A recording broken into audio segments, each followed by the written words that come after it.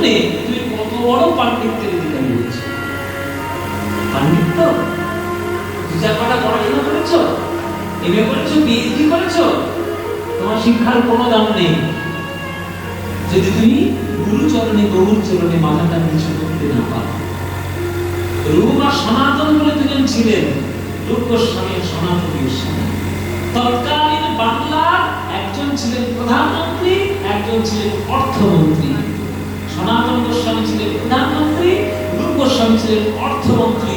আর বাংলা মানে শুধু পশ্চিমবঙ্গ নয়, আগেকার দিনে বাংলা মানে পশ্চিমবঙ্গ, পূর্ববঙ্গ, গোটা বাংলা। এই গোটা বাংলার মন্ত্রী ছিলেন তারা। একটা মুসলমান নবাব দুটো ব্রাহ্মণের ছেলেকে ডেকে নিয়ে এসে তাদের মন্ত্রিত্ব দেবে, এমনি দেবে? কত বড় শিক্ষাগত যোগ্যতা থাকলে তবেই তাদেরকে দেবে। এখনকার দিনে ভোটের জন্য মন্ত্রী হওয়া যায়, আগেকার দিনে কলমের জন্য মন্ত্রী হতে হতো, পরীক্ষা দিতে হতো, পাশ করতে হতো, তবে মন্ত্রিত্ব পেত। আর এখন লিখতে কলম ভেঙে যায়, আমাদের ছাপ দিয়ে ব্যাংক থেকে টাকা তোলে, সে মন্ত্রীর গদি আগলে বসে আছে ভোটের জন্য। এই মন্ত্রী সে মন্ত্রী নয়। এত বড় পাণ্ডিত্যের উচ্চ শিখরে গিয়েও রূপ গোস্বামী সনাতন গোস্বামীর মধ্যে এত বড় পণ্ডিত হওয়ার পরেও তারা শুধু নিতাই গৌরীর চরণে ধুলায় গড়া করে দিয়েছে আর নয়ন ধারায় বেশি হরি বল করেছে। পারবে ওরকম মান সম্মান ত্যাগ করতে? যদি পারো তবেই বৈষ্ণব হবে। আর সম্মান প্রদান করো, মান দে না। সবাইকে সম্মান করতে হবে। আমরা তো সবাইকে সম্মান করতে জানি না। আপনার নিজেদের পার্সোনাল ব্যক্তিগত জীবনে আপনারা ভেবে দেখুন যে আপনি সবাইকে সম্মান করতে জানেন কিনা? জানেন না? তাহলে মুচি হয়ে সূচি হয় যদি কৃষ্ণ ভজে, আর ব্রাহ্মণ হইয়া চন্দ্র হয় যদি কৃষ্ণ ত্যাজে। তাহলে মহাপ্রভু বলে গেছে মুচি হয়ে সূচি হয় যদি কৃষ্ণ ভজে। তোমার বাড়িতে যদি একটা মুচি আসে, তুমি জীবনে ঘরের মধ্যে ঢুকতে দিয়েছো? দিয়েছো ঢুকতে? তাহলে তুমি সম্মান দেবে কি করে? রাস্তার টোটোওয়ালাদের দেখলে তো মুখটা নাক বেঁকিয়ে চলে যাও। রাস্তার একটা ভিখিরি দেখলে মুখটা তো বেঁকিয়ে চলে যাও। তাহলে তুমি যদি সম্মান দিতে না শেখো, তুমি মহাপ্রভুর জগতে এসে সম্মান কি পাবে? কি বৈষ্ণবতার তুমি চরম নিদর্শন তুমি দেখাচ্ছ? এত সোজা নয় বাবা। আজকের এতগুলো কথা কেন বলছি জানেন? এই স্থানটার জন্য। এই স্থানটা এত উচ্চ জায়গা। এই স্থান দণ্ডনাথের জায়গা। নিতাই চাঁদ প্রমাণ করেছে যে ঘোড়া ডিঙিয়ে ঘাস খাওয়া যাবে না। নিতাই চাঁদ প্রমাণ করেছেন না, আমার পাগলা নিতা প্রমাণ করেছে যে ঘোড়া ডিঙিয়ে ঘাস খেতে দিও না। গৌর বলতে গেলে নিতাই বলতে হবে। আগে নিতাই চরণটা ধরো, তবেই না তুমি গৌরের চরণটা পাবে, তবেই না দণ্ড মহোৎসব। তাহলে আমরা যদি এসে এখানে যদি সেই শিক্ষা অর্জন করতে না পারি, তাহলে বেকার বেকার এখানে এসে লাভ নেই।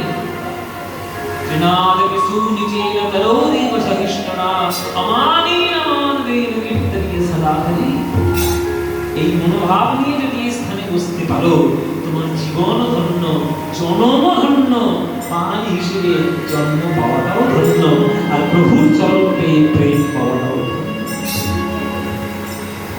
তাই বড় অবতার ভাই, বড় অবতার প্রকৃতির লীলা হলো প্রেমের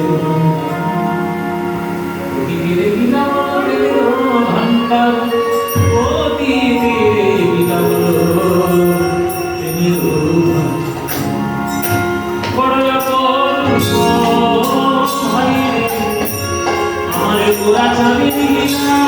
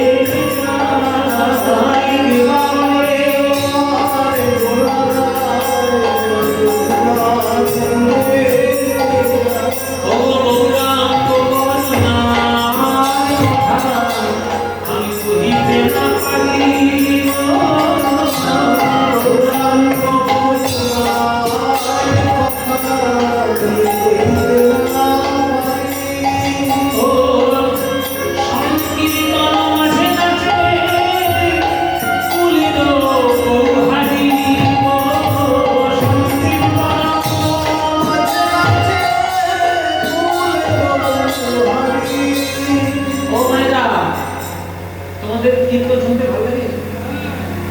ভালো লাগে বলে মায়ের বছর ভালো লাগে বলে না বৃষ্টি মাথায় নিয়ে পণ্ডিত ভবন এসেছি, নইলে এমনি আসি। তবে আজকে যে তোমরা এসছো এই উদ্দেশ্যে কিন্তু কীর্তন শোনা নয়। তোমাদেরকে আমি হাড়ে হাড়ে চিনি, তোমাদেরকে আমি হাড়ে হাড়ে চিনি। তোমরা আজকে কীর্তন শুনতে এসছো জীবনের বর্তমানকে দেখতে, ঠিক কিনা? যদি ওইটার উদ্দেশ্য থাকে এক্ষুনি বাড়ি যাও। আমি কি? আমি তোমার চরণের তুচ্ছ সেবক, একটা ধুলো। আমার কোনো পরিচয় নেই, আমার কোনো আইডেন্টিফিকেশন নেই, আমি কেউ নই। আপনার গায়কের নাম শুনে টিভিতে দেখেছেন কেমন দেখতে, আর কেউ দেখতে যায় কি হবে?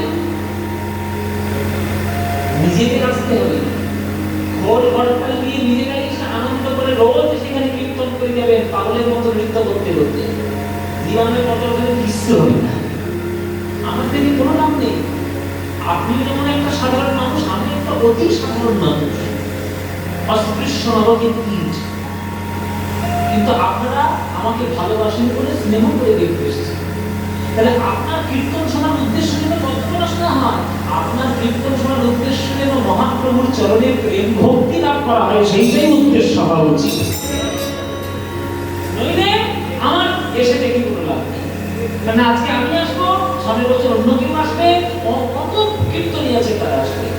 এই যে আপনারা কীর্তন শুনতে ভালোবাসেন, জানো না এরা আজ থেকে 500 বছর আগে মেয়েদের ঘর থেকে বেরোনো পালন ছিল। মেয়েরা ঘরের বাইরে বেরোতো না, ঘরের কাজ করবে, জল নিয়ে আসবে, রান্না করবে, গোবর ঝাঁট দেবে, কাপড় কাচবে, এই ছিল মেয়েদের কাজ। কিন্তু প্রভু বললেন না, মেয়েরাই যদি কীর্তন আগে না শুনবে তাহলে মায়েদের গর্ভে কৃষ্ণ ভক্ত সন্তান আসবে কি করে?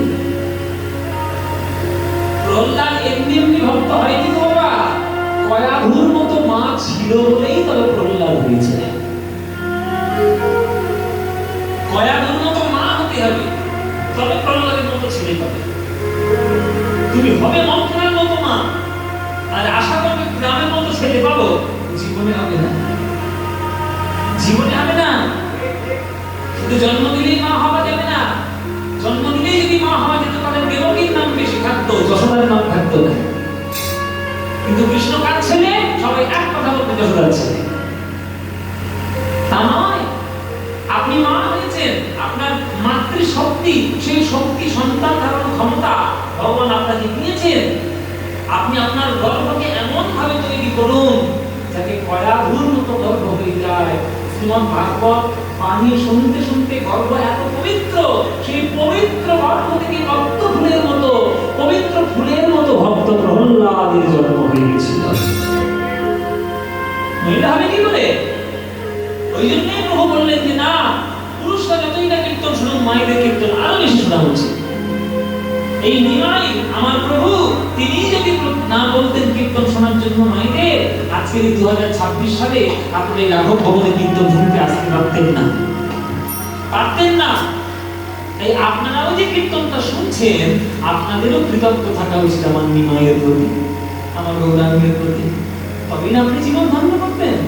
গৌরাঙ্গ করুণার কথা আমি কহিতে না পারি,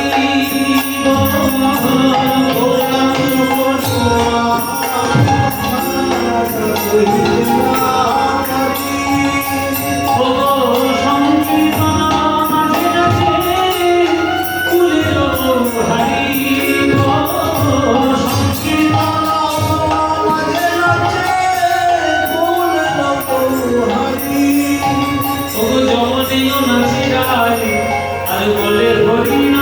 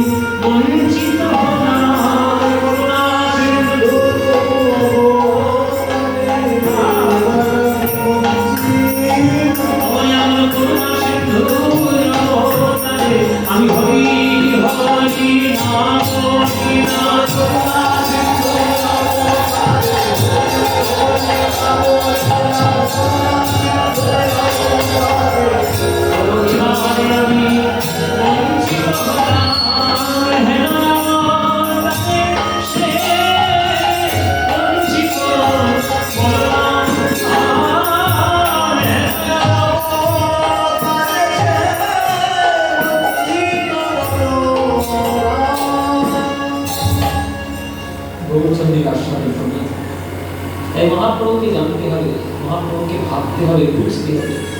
তাই মায়েরা বাবারা আজকের এই রাঘব ভবন মন্দির প্রাঙ্গণ লীলাক্ষেত্রে আপনারা যারা যারা এসেছে, আপনাদের সবার কাছে আমার হাতে পায়ে ধরে অনুরোধ, সবার কাছে আপনারা সংসারী মানুষ, সংসার করছেন, করুন, নিশ্চয় করবেন।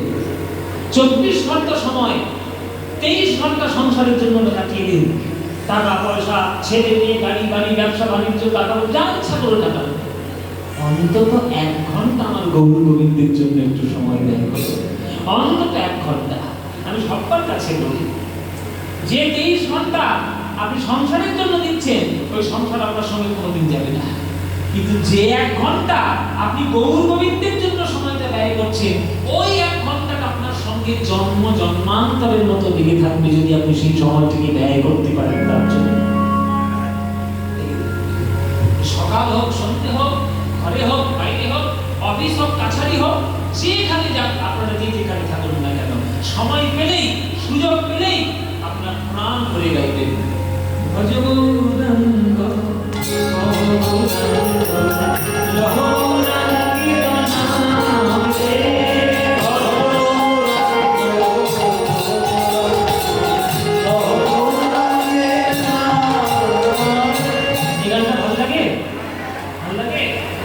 তাহলে গাইবো, নইলে বন্ধ করে দেবো, শুধু শুধু সময় নষ্ট করবো না। হ্যাঁ গাইবো, তাই না? ভালো লাগে? সত্যি বলছো? সত্যি? সিরিয়ালের টিভি বললাম না তোমাদের, হাড়ে হাড়ে চিনি আমি। প্রত্যেকদিন সন্ধ্যেবেলা গিয়ে কোথায় বসা আমার জানা আছে। হ্যাঁ বড় ভাইরা, সিরিয়ালটা কীর্তন, কীর্তন। তাহলে এই ভজ গৌরাঙ্গ, কহ গৌরাঙ্গ, লহ গৌরাঙ্গের নাম দিয়ে গান নিশ্চয়ই ভালো লাগে। ভালো লাগে তো? এই গান বাঙালির মনের গান, বাঙালির প্রাণের গান, বাঙালির রক্তে মেশানো গান। এই গান তোমাদের চাঁদের জায়গায় ভালো লাগে না, উলুধ্বনি দাও একবার জোরে।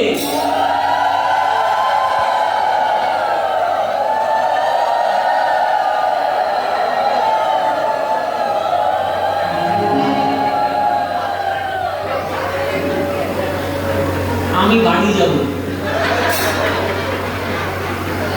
বাড়ি যাব।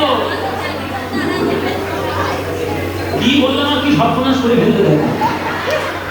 আশ্রমে বসে এই অবস্থা, আমি তার সাধারণ মানুষরা কি করবে? আমি কি বলেছি? আমি বলেছি যাদের যাদের এই গানটা ভালো লাগে না, উলুধ্বনি দাও জোরে। উলুধ্বনি দিচ্ছে।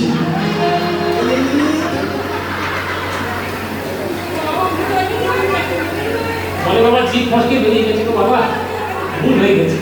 তা ভুল যখন হয়েছে তাহলে শুধরে নাও। এইবার যারা যারা ভালোবাসো, এইবার উলুধ্বনিটা দাও দেখি।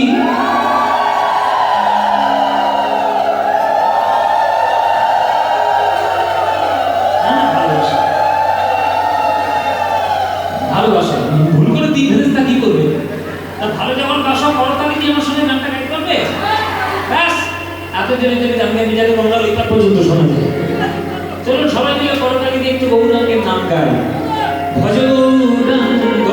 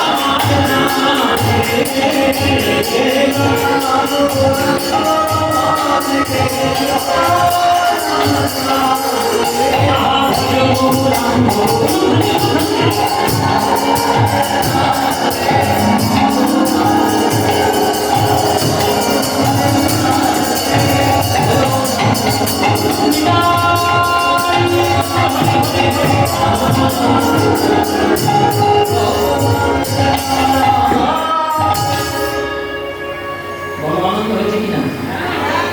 আনন্দ হয়নি? এই আনন্দ কোথাও পাবে? এই আনন্দ পেতে গেলে সব সময় এখানে এসে কিন্তু ঢুকতে হবে। আসবেন তো? হ্যাঁ, নিজেরা এসে প্রভুর সামনে বসে নিজেরাই কোন কর্তা নিয়ে কথা বলি ধরে ধরে গান গাইবেন, দেখবেন আপনার আনন্দে জীবন ভরে উঠবে। চলুন এবার আমরা একটু বিষয়বন্দী যাব। লীলা আজকে এই রাঘব ভবনের কর্তৃপক্ষের একটু ইচ্ছে যে আমরা আজকে একটু গৌরাঙ্গ মহাপ্রভুর লীলা শুনব। তো আজকে আমরা গৌরাঙ্গ মহাপ্রভু নীলাচল যাত্রা লীলা আজকে আমরা স্মরণ করব যে নীলাচল মহাপ্রভু কেন গেলেন, কেন তিনি সন্ন্যাসী হয়ে তিনি নীলাচল যাত্রা করলেন, তিনি গৌরাঙ্গ থেকে নিমাই থেকে শ্রীকৃষ্ণ চৈতন্য মহাপ্রভু করে হলেন। আজকে আমরা সেই ঘটনা স্মরণ করব। চলুন গৌরাঙ্গ মহাপ্রভু নীলাচল যাত্রা লীলা আজকে আমরা স্মরণ করব। চলুন শুরু করি লীলা। বাংলায় একটা কথা আছে যে কারোর পৌষ মাস আর কারোর সর্বনাশ। তা পৌষ মাস কি ক্ষতি করেছে এভাবে আমার সর্বনাশ হবে? পৌষ মাস হয়তো সাধারণ মানুষের কোনো ক্ষতি